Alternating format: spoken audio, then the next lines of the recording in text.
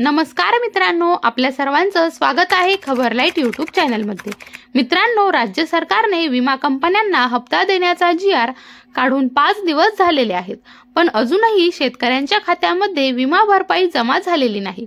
तर मित्रांनो, शेतकऱ्यांना अजूनही विमा हप्ता मिळाला नाही याचं कारण काय आहे आणि हप्ता कधी जमा होणार याची विषयीची सविस्तर अशी माहिती आपण या व्हिडिओमध्ये जाणून घेणार आहोत, त्यामुळे व्हिडिओ नक्की शेवटपर्यंत पहा। पण तत्पूर्वी जर तुम्ही चॅनलवर नवीन आला असाल तर चॅनलला सबस्क्राइब करून घ्या।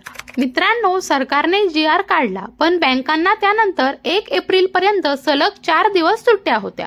त्यामुळे काही हप्ता विमा कंपन्यांना मिळाला तर काही हप्ता रखडलेला होता। पण विमा कंपन्यांना 2 दिवसात सर्व रक्कम मिळेल असे देखील जाहीर करण्यात आलेले आहे। तर मित्रांनो, सरकारने GR काढल्यामुळे काही विमा कंपन्यांना प्रत्यक्ष हप्ता मिळाला नसला तरी काही जिल्ह्यांमध्ये शेतकऱ्यांच्या खात्यामध्ये विमा रक्कम जमा करण्याचे काम सुरू आहे। छत्रपती संभाजीनगर, हिंगोली, अमरावती, यवतमाळ, गडचिरोली, वाशिम या जिल्ह्यामध्ये शेतकऱ्यांच्या खात्यात विमा रक्कम जमा केली जात आहे। उरलेल्या जिल्ह्यांमध्ये 2 दिवसात शेतकऱ्यांच्या खात्यात रक्कम जमा व्हायला सुरुवात होईल आणि आठवडाभरामध्ये सर्व शेतकऱ्यांच्या खात्यात विमा भरपाई जमा केली जाणार आहे, असे कृषी विभागाने स्पष्ट केले आहे। विमा कंपन्यांनी देखील याला दुजोरा दिला आहे। खरीप 2024 हंगामात पीक विम्यात शेतकऱ्यांना स्थानिक नैसर्गिक आपत्ती हंगामातील प्रतिकूल परिस्थिती, काढणी पश्चात नुकसान भरपाई आणि पीक कापणी प्रयोगावर आधारित विमा भरपाई या 4 ट्रिगर अंतर्गत नुकसान भरपाई ही मंजूर झालेली आहे। शेतकऱ्यांना एकूण 2308 कोटी रुपये भरपाई मिळणार आहे।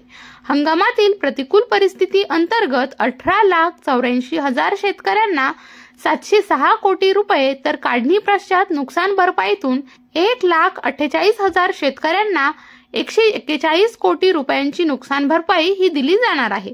तसेच खरीप हंगाम 2023 मधील 181 कोटी, रब्बी हंगाम 2023-24 मधील 63 कोटी, तसेच खरीप 2022 आणि रब्बी 2022-23 मधील 2.87 कोटी रुपयांची भरपाई देखील शेतकऱ्यांना ही मिळणार आहे।